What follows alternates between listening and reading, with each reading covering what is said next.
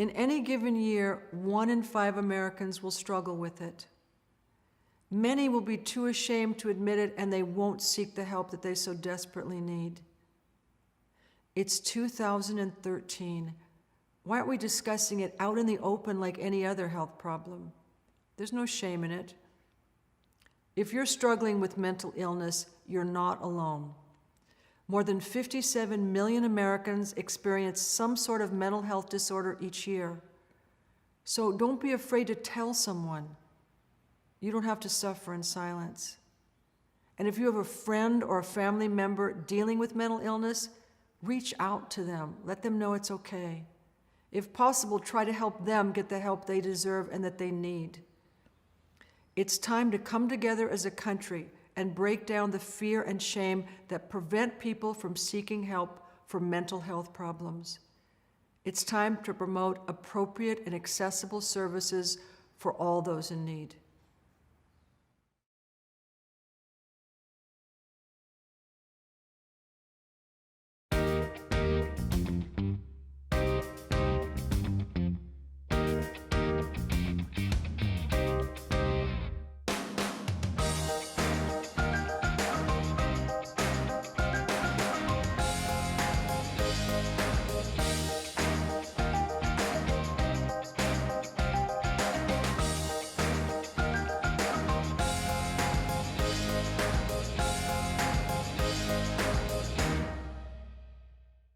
What exactly is Alzheimer's disease?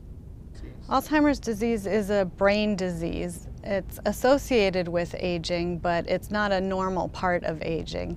And it affects memory and thinking and behavior. It's more common in people as they get older. So, like I said, it is associated with aging, but it's not a normal part of aging. The disease starts, we think, with damage to the brain without any outward symptoms that a person would know about. And that's really considered the earliest stages. A little bit later, there's something that is now diagnosed called mild cognitive impairment, MCI. And that is not dementia, but at that point, some people are experiencing some forgetting, and a large number of people who have been diagnosed with mild cognitive impairment will go on to develop Alzheimer's disease within some number of years, not immediately. And then as the disease progresses, there are basically 3 stages that are usually referred to: mild, moderate, and severe. And in the milder stages, people are still pretty much able to conduct most aspects of their life perfectly fine. You could have a conversation with a person with Alzheimer's disease and not really even know that they had it. And then in the more moderate stages, people will begin to start behaving inappropriately sometimes, or forgetting much more, repeating the same questions over and over, or stories over and over. And in the more severe stages, they will lose the ability to control their bodily functions, and they really need complete care at that point. How long can a person live with Alzheimer's disease? The average is 8 to 10 years, but people can live quite a long time after they're diagnosed with the disease. And unfortunately, towards the end, they're really unable to care for themselves at all. My grandmother had Alzheimer's disease, and she lived with it for 14 years before she passed away. So it can get quite difficult at the end. How many Americans are affected by Alzheimer's disease? There's an estimate that it affects 4.5 million Americans currently. It's a large number, and with the baby boom generation getting older, we expect, unfortunately, more and more cases of it to be coming up. What is some of the latest research telling us about Alzheimer's disease? Well, there are a lot of different approaches being taken currently. There are observational studies to try to figure out, looking at lifestyle, activity, how active a person is, what they're eating, to see if there are any connections between those things and whether or not people contract Alzheimer's disease. So that's one type. We're also conducting genetic research to look at people who do have it and people who don't, and see if we can find out any more information about the genetic associations.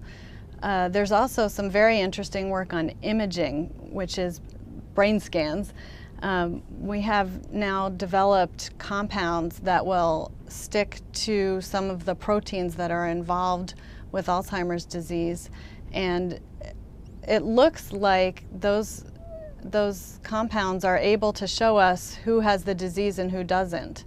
And it's still in the early stages of research, but it may even be able to show us who's going to develop Alzheimer's disease, which would be very helpful for the other area of research that I was going to mention, clinical trials. So we do have many different types of medications, some of which are over the counter, that are being looked at to see if they can either help delay the onset or prevent Alzheimer's disease.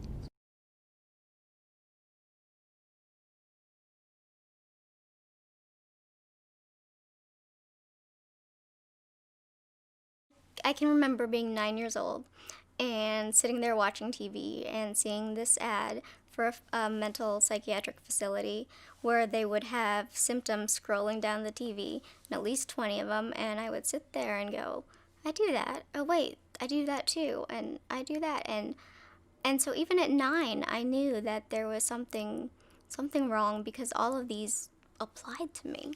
Middle school was very hard for me, having bipolar disorder, both before I was diagnosed and after I was diagnosed. And part of it was due to peer pressure, and part of it was due to the fact that middle school kids can be extraordinarily mean, and the relentless teasing made it even harder to want to deal with the diagnosis and accept any treatment that doctors would prescribe. I have always done a combination of medication and talk therapy or cognitive behavioral therapy. I think it's very important to talk about it, and I think that if you are a person that suspects that you might have some form of a mental health issue, even if you're not sure, you should find somebody that you can talk to and just get it checked out, that you'll thank yourself later.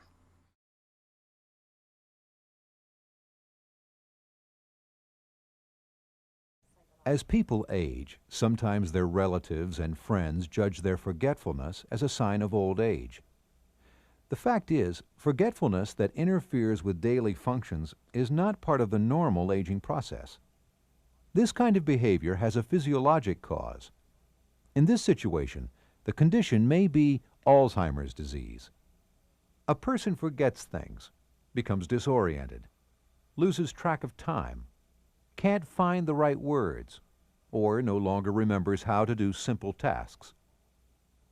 These are all symptoms of changes in cognitive abilities, and Alzheimer's disease may be the cause. Alzheimer's disease can easily be mistaken for a number of other medical conditions as well. So, doctors may decide to conduct a variety of tests to pinpoint the cause, just as they did in this office.